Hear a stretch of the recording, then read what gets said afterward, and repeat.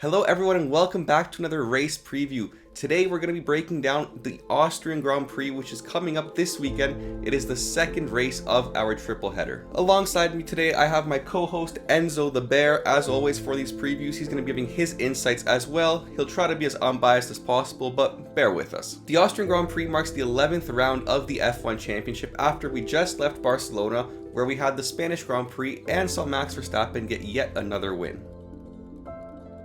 For the Spanish Grand Prix, we saw a lot of overtakes going into turn 1, including some drama between teams. There is no further investigation for this.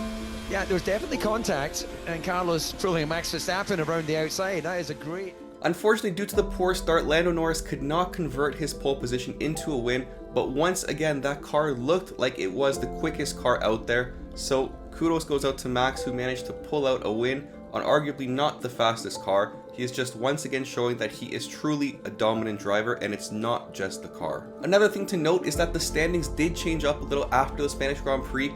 Most notably is the fact that Lando Norris is now holding the second position in the driver championship. Again, only 2 points ahead of Charles Leclerc, but it is the first time in his career that he's been on that second spot. So congratulations Lando Norris, and let's see how the season continues to unfold. Now for the Austrian Grand Prix, which is one of my personal favorite tracks on the entire calendar. We always get a lot of good racing in Austria with a lot of overtakes due to the high speed long straights. It's a 4.318 kilometer track with 3 DRS zones, yes 3, and it comes out to 71 racing laps. It is a sprint weekend, so we'll be having 2 qualifying sessions and 2 semi-races, the sprint race on Saturday and the full feature race on Sunday. This means that the entire schedule for the weekend is going to be a bit different. So on Friday, we're going to have 1 free practice session, followed by the sprint qualifying session, which is going to set the grid for the sprint race on Saturday morning. After the sprint race on Saturday morning, we're going to have a qualifying session to set the grid for the feature race on Sunday. Makes sense, right? Regardless, we should see a lot of good overtakes and a lot of action as per usual in Austria. In Austria, pole position isn't quite as important as at other venues because the conversion rate isn't as high. I mean, there's been a lot of race winners that haven't started on pole, so it's important to start on pole, but it's not going to dictate who we have as a winner this weekend. Now it's time for some fun facts.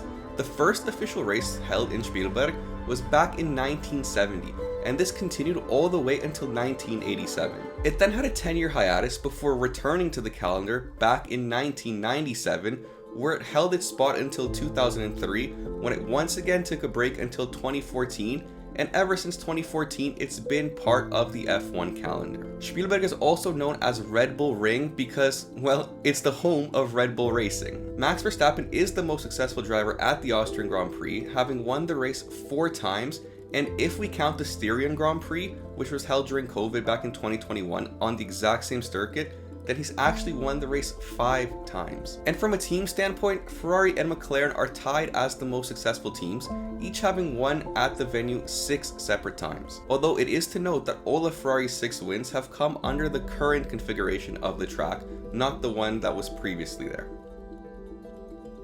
When it comes to tires, all of the drivers last year only used the C3 hard tires and the C4 medium tires. Everyone opted for a 2-stop strategy, with Verstappen's winning strategy being starting on the mediums, going to the hards, and then switching back onto the mediums to end the race.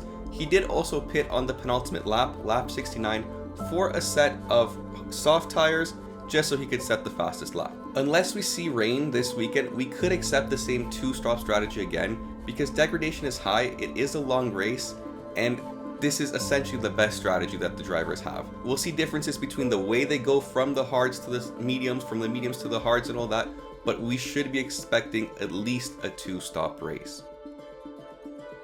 As for upgrades, we can expect some upgrades for teams, but I don't think any team is bringing a major upgrade package this weekend. Teams like Mercedes and McLaren have said that they'll be continuing to bring small parts all the way up until Silverstone, the final race of the triple header, but no team has announced the official list of what they will be bringing, so that's something we'll have to keep an eye out for the duration of this week leading up to the race. Now, same as last week, Enzo and I won't be making any concrete predictions right now during this preview video because we'll be making another video after the qualifying session on Saturday evening. That video is also a combination between some of the bets that we are taking for the race.